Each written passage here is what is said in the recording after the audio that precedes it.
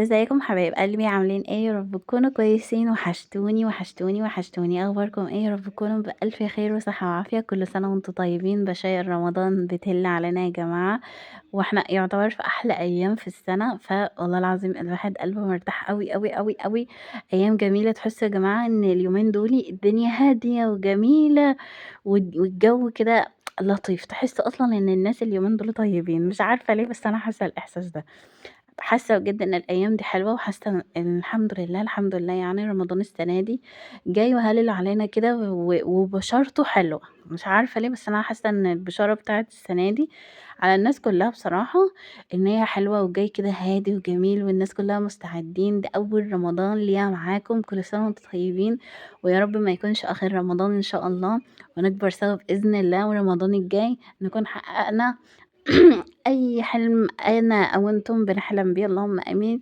يوصلني لأحلامي ويوصلكم أنتوا كمان حبايب قلبي لأحلامكم، وتحققوا كل اللي نفسكم فيه. اللهم آمين اللهم آمين.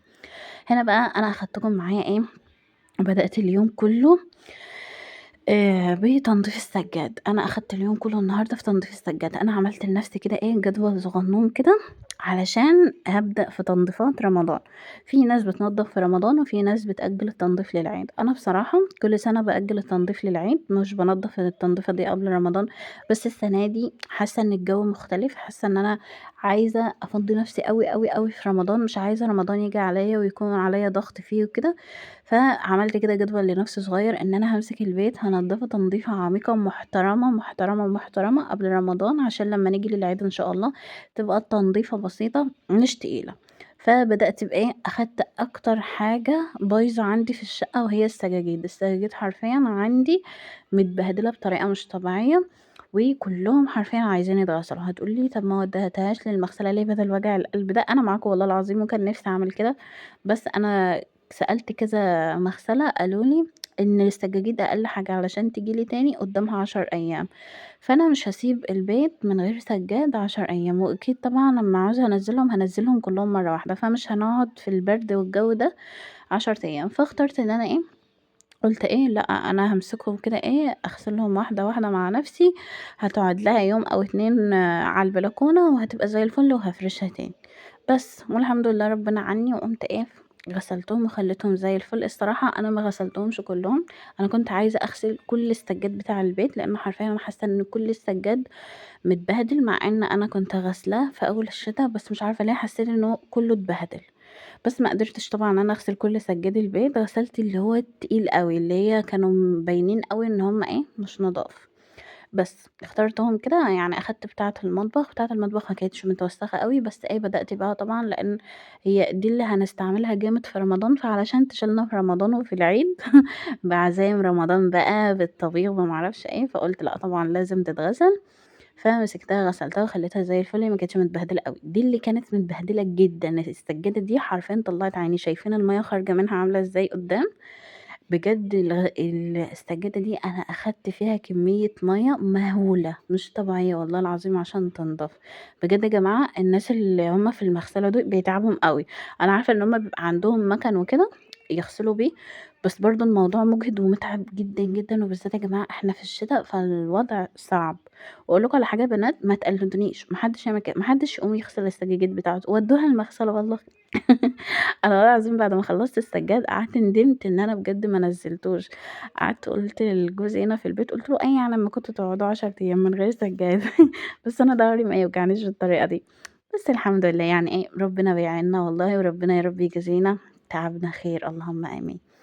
بس ولو لسه مكملة الفيديو لحد الآن متنسيش تضغطي له لايك وتشتركي في القناة عشان تكوني معايا وتشوفوا ايه التنظيفات اللي احنا بنعملها والروتينات والحاجات الجميلة، ونعيش مع بعض أجواء رمضان كده، نعيش الحماس. أنا عندي حماس بطريقة مش طبيعية والله العظيم. أنا بجد مبسوطة السنة دي برمضان جدا جدا، حتى قاعدة أخطط كده في دماغي شوية حاجات إن أنا بجد عايزة رمضان ده ييجي أنا أكون فاضية والله العظيم. عايزة ما يكونش ورايا حاجة، لإن أنا برضه ابني هيبدأ الحضانة بتاعته قبل رمضان، يعني خلاص في أول الشهر ده، فهينزل الحضانة وإحنا في رمضان. فلكم بقى أن تتخيلوا الصيام مع النونو الصغنونة مع الحضانة مع المذاكرة وكده. باسهّلها على نفسي شوية من ناحية البيت، عايزة أكون مريّحة دماغي من البيت، وكمان إحنا كمان في رمضان الأمهات بتتعب جدًا في حوار الطبيخ ده. بنطبخ كل يوم طبعًا عشان الصيام، ما فيش حاجة اسمها هتكروتيهم النهارده، ما فيش الكلام ده عندهم في الصيام. فالموضوع بيبقى تقيل، فأنا اخترت إن أنا لأ أسهّلها على نفسي كده واحدة، واحدة، ونشوف أتقل حاجات ونبدأ بيها علشان الفترة الجاية نرتاح شوية.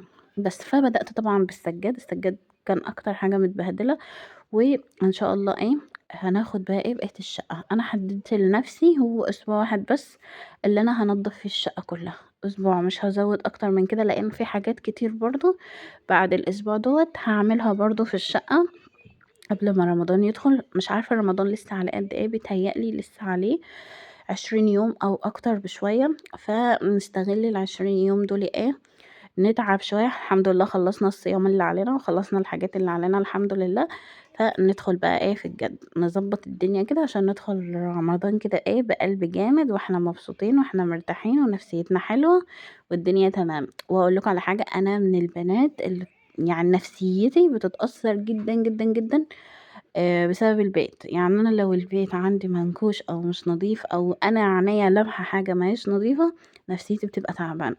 فأنا مش عايزة الإحساس ده يوصلنا في رمضان. بصراحة عايزة رمضان دوّة يكون يعني ييجي كده أنا آخده بس لربنا. هنا أنا كنت بارمي الفرشة وباقول لكم إن أنا هانزل أدعك السجادة. أنا ما كنتش باصوّر طبعًا علشان أنتم فاهمين، في حاجات بتتصوّر وفي حاجات لأ. أنا كنت بس باشارك معاكم الحاجات اللي ينفع إن هي تتصوّر بس. كنت باقول لكم كنت باقول لكم إن عايزة السنة دي بصراحة أنزل أصلّي في رمضان التراويح، لإن أنا كل سنة بأجّلها بسبب الأطفال إن هُم صغنّنين وكده. كنت باخاف عليهم مش هيستحملوا ال11 ركعة، وكنت برضه باخاف إن هُم يضايقوا الناس في الجامع بسبب العيد وكده. بس أنا حسيت إن لأ خلاص كبروا شوية، ممكن يستحملوا، ممكن يعدّوا معايا الموقف كده، فهاخوض التجربة ولو نفعت هاقول لكم بصراحة. نِفْسي جدًا، جدًا إن أنا أنزل أصلّي في الجامع. من يوم ما اتجوّزت ما نزلتش صلّيت في الجامع بسبب الولاد، بس إن شاء الله ربنا يعيننا السنة دي وننزل بإذن الله. هنا بقى أنا كنت باعمل إيه يا بنات، بارُش Ariel تمام، على السجاد كُلّه، بارُش Ariel وبعدين بانزل بالمَيّة، بارُش مَيّة وبعدين بامسك المقشّة أفرد المَيّة بالأريال على المقشّة كلّها، وبعدين بانزل باقفل الكاميرا وبانزل أدعك السجادة كلّها بالفرشة، وافتح الكاميرا تاني و وأعمل بالمقشّة تاني، وبعدين أنزل عليها بقى بالمَيّة أشطّفها من وشّها ومن ضهرها، كل السجادة على كده بقى. السجادة دي بتاعة أوضة النوم تعبتني بطريقة، دي أتقل سجادة عندي في الشقة. والله العظيم كانت متبهدلة بطريقة مش طبيعية، أكتر سجادة كانت متبهدلة. عايزة أقول لكم إن السجادة دي باخاف عليها أوي، لإنها أنا باحبها بصراحة، لإنها بتاعة الأوضة بتاعتي. أنا ما غسلتهاش من يوم ما اتجوزت غير هي مرّة واحدة. شايفين كانت متبهدلة إزاي، شايفين الفرق ما بين الحتة النضيفة والحتة اللي مش نضيفة، فرق شاسع. أنا ما غسلتهاش باقول لكم من يوم ما اتجوزت غير هي مرّة واحدة، نزّلتها المغسلة، وللأسف المغسلة غسلوها بالفرشة اللي هي المَكَنة، فالشعر بتاعها اتلولو، فحسيت إن هي باظت. بس لمّا جرّبت، حتى كنت باقول لكم قبل كده إن هي نوعها مش عاجبني، الفرو بتاعها. بس لمّا جرّبت إن أنا غسلتها بإيدي بالمقشة وكده، لأ الشعر رجع اتفرد تاني، فطلع إن العيب من المغسلة مش من السجادة.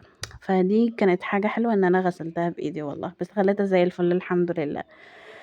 بس وربنا يعيننا. قولوا لي بقى أنتم بدأتوا تنضيفات رمضان والّا لأ، وهل هتنضفوا في رمضان والّا في العيد؟ مش لازم إن أنتم تنضفوا في رمضان، لو شقتكم نضيفة سيبيها للعيد عادي، أجليها.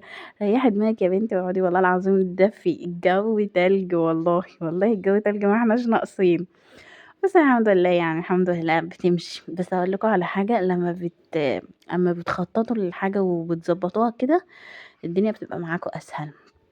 أنا بصراحة لمّا باقعد أخطط كده للحاجة وأبقى عارفة هامشّي الدنيا إزاي وبابقى منظّماها، الدنيا بتبقى معايا أسهل من إني أكون سايباها كده بصراحة. بس وأنا دي السجادة هنا كنت غسلتها، الحتة دي برضه كانت متبهدلة، نزلت برضه دعكتها كده بالفرشة خلّيتها زي الفل. والله العظيم السجادة بقت بتلمع، مع إنها طمَّت لي ضهري لمّا نضفت، بس بقت زي الفل الحمد لله.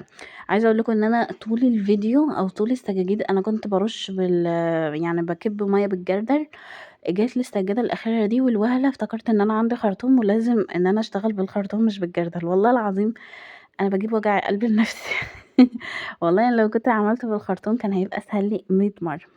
بس يالّا الحمد لله كلّه بيمشي وبيعدّي، الحمد لله خلّصت أصعب جزء في التنضيفات العميقة، وإن شاء الله نفرش السجاد دوّة الفيديو الجاي بإذن الله، وإحنا بنكمّل باقي التنضيفات بتاعة الشقة عشان نتحمّس ونتشجّع سوا. لو الفيديو عجبكم اضغطوا له لايك واشتركوا في القناة عشان تنوّروني طبعًا وتشرّفوني، أشوفكم الفيديو الجاي، مع السلامة.